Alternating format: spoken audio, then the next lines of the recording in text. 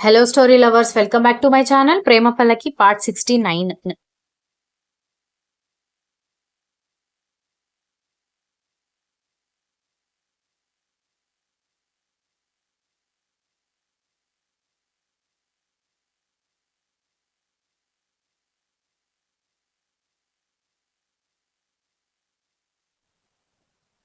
Yes ఇప్పుడు నీకు lift కావాలా వద్దా అని వంశీ సీరియస్ అయ్యేసరికి ఇక ఆ స్కూటీతో తంటాలు పడి క్యాబ్కి 500-600 పెట్టడం ఎందుకని కారెక్కి కూర్చుంది. ఇంతకీ నీ ఆఫీస్ అడ్రస్ ఏంటి అని అడగడంతో సత్య అడ్రస్ చెప్పేసరికి ఓకే అని అక్కడికి తీసుకువెళ్లి డ్రాప్ చేశాడు.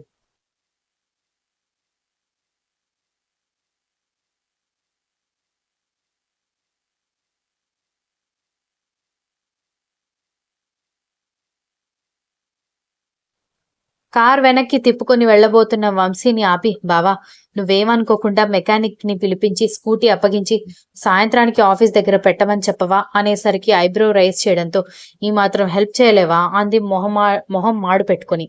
సర్లే ఏడవకు అని చెప్పి దారిలోనే మెకానిక్ కి ఫోన్ చేసి అడ్రస్ చెప్పి వాళ్ళు స్కూటీని తీసుకెళ్లిపోయిన తర్వాత ఆఫీస్కి వెళ్ళాడు వంశీ.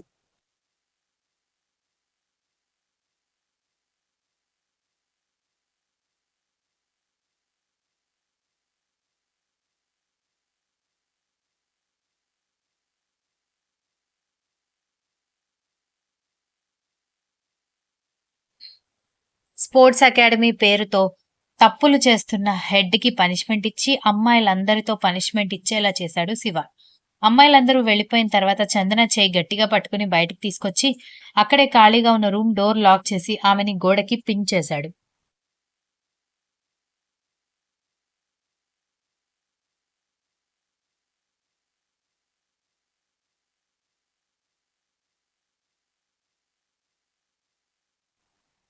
బావా చేతులు నొప్పిగా ఉన్నాయని చందన అరుస్తూ ఉంటే ఈ డ్రెస్ ఏంటి అని గట్టిగా అడిగాడు. డ్రెస్ కోడ్ అన్నారని చందన మెల్లగా సమాధానం ఇవ్వడంతో ఇలాంటి డ్రెస్సింగ్ ఎందుకు వేసుకోమని చెప్తున్నారని మేనేజ్మెంట్ ని అడిగే నోరు కూడా లేదా? వాడేసుకుని రమ్మంటే గొర్రెలాగా చెప్పిన డ్రెస్ వేసుకుని రావడమేనా? రేపు ఇంకేదో చెప్తాడు వెళ్తావా అని అన్నాడు.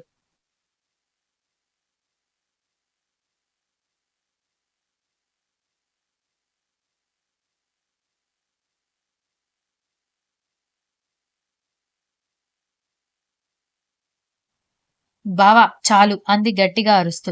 ఎందుకిప్పుడు రోషం పౌరుషం వస్తుంది? వాడు చెప్పగానే డ్రెస్ వేసుకొచ్చావు కాబట్టి నీకు నా మీద నోరు లేపి అరిచే రైట్ లేదు. నాకు తెలిసి మీరు ఫారెన్ లో ఉన్నప్పుడు కూడా నీకిలాంటి డ్రెస్సింగ్ అలవాట్లేదు. చందన మౌనమే సమాధానంగా రావడంతో అవునా కాదా అని పళ్ళు బిగించి గట్టిగా అడిగేసరికి అవును అవును అంది.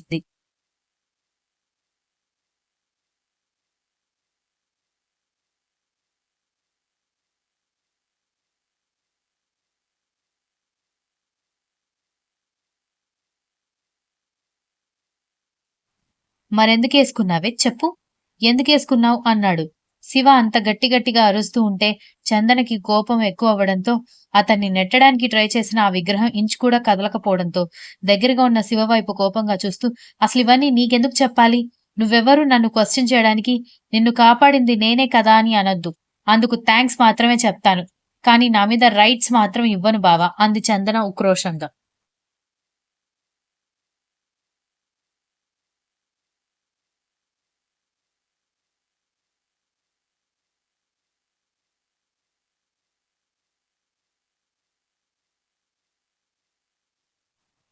నీ మీద నాకు మాత్రమే రైట్స్ ఉన్నాయని శివ కోపంగా దగ్గరకొచ్చి చెప్పడంతో నీకెందుకుంటాయి నువ్వేమవుతావు అని ఉంటాయి అంది అరుస్తూ. హేయ్ ఇప్పుడు ఎవడు పోయాడని ఆ కాకి గొంతు వేసుకొని అంత గట్టిగా అరుస్తున్నావు? I hate sound pollution. నాకెందుకు నీ మీద రైట్స్ ఉన్నాయో నీకు త్వరలోనే అర్థం అవుతుంది అని అంటూ వాడేమైనా తప్పుగా ప్రవర్తించుంటే ఏం చేసేదానివి అనగానే నేనేంటో చూపించేదాన్ని అని చెప్పింది.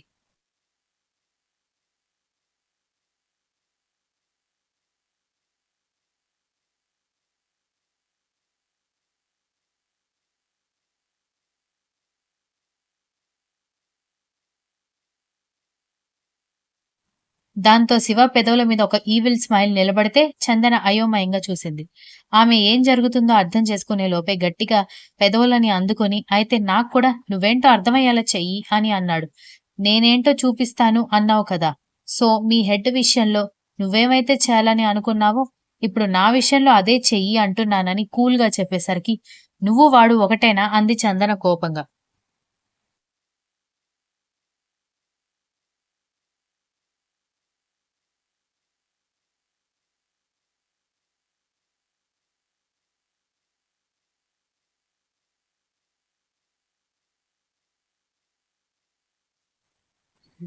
"నువ్వే కదా నేను నీకు ఏమవుతానని అడిగావు.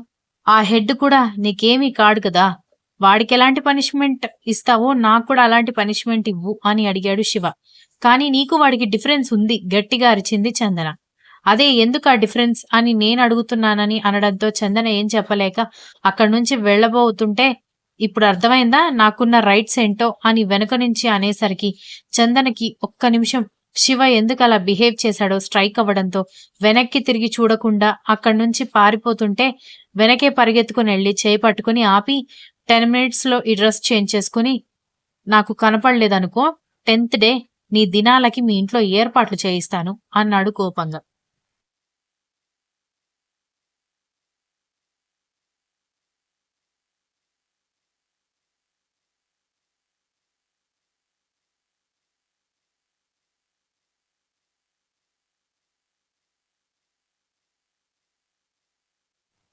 చందన ఏడుపు మొహం పెట్టి నా డ్రెసెస్ మొత్తం మా ఫ్రెండ్ రూమ్‌లో ఉన్నాయి అనగానే, వెంటనే మొబైల్ బయటకి తీసి ఎవరికో ఫోన్ చేయగానే 10 నిమిషాల్లో సార్ మీరడిగిన డ్రెసెస్ అంటూ ఒక వ్యక్తి బట్టలు తీసుకొనొచ్చాడు. అతని అవతారం చూసిన చందనకి అతను సేల్స్ బాయ్ అని అర్థమైంది.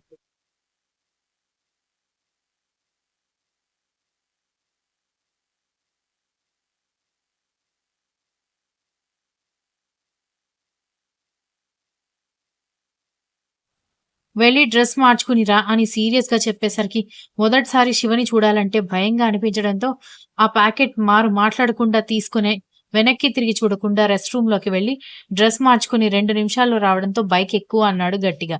ఇంట్లో అడిగితే ఏం చెప్పాలని ఏడుపు మొహం వేసుకొని అడిగేసరికి "స్పాన్సర్ చేసేది మా అన్న అని మీ డ్యాడీకి తెలియకుండా ఉంటుందా? అక్కడ వర్క్ అయిపోగానే నేనే నిన్ను తీసుకొస్తాను అని చెప్తాను" అన్నాడు శివ కోపంగా.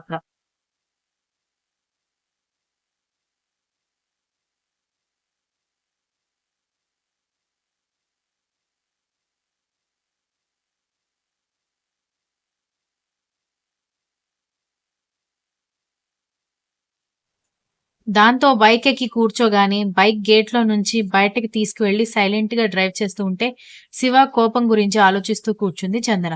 సడన్ బ్రేక్‌తో శివ బైక్ ఆగడంతో ఇల్లొచ్చిందని చుట్టూ చూడకుండా ముందుకెళ్ళిపోతున్న చందన చేయి పట్టుకుని "మెంటల్ దానా! ముందు చూసుకొని సావు" అనేసరికి ఉలిక్కిపడి చుట్టూ చూస్తే కాస్తలో తాను రోడ్డు మధ్యలోకి వెళ్ళిపోయేదని అర్థమైపోయింది చందనకి.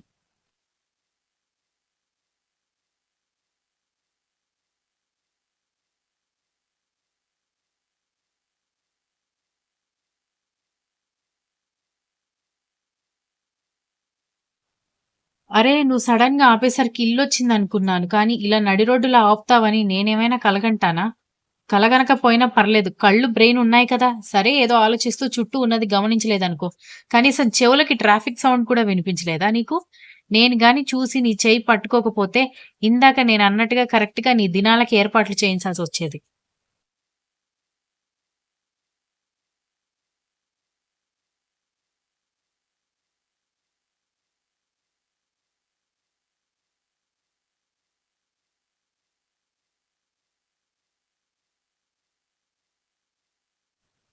"ఏమైంది బావ నీకు? ఎందుకిలా తిక్క తిక్కగా మాట్లాడుతున్నావు?" అని అనేసరికి కోపంగా చూడ్డంతో దెబ్బకి నోరు మూస్తే, "అసలే ఫైర్‌గా ఉన్నావు కదా! కొబ్బరి బోండం తాగుతావేమోనని ఆపానని" అన్నాడు. "ఏంటి? గరం గరం. నువ్విందాక వేసుకున్న డ్రెస్ గురించి చెప్పలేదు నేను. కానీ ఏ మాటకి ఆ మాట. భలేగా ఉన్నావే" అని అనేసరికి కొట్టడానికి చేతులెత్తడంతో ఆమె ముందుకు రాగానే "నోరు మూసుకొని కొబ్బరి బోండం తీసుకో" అన్నాడు.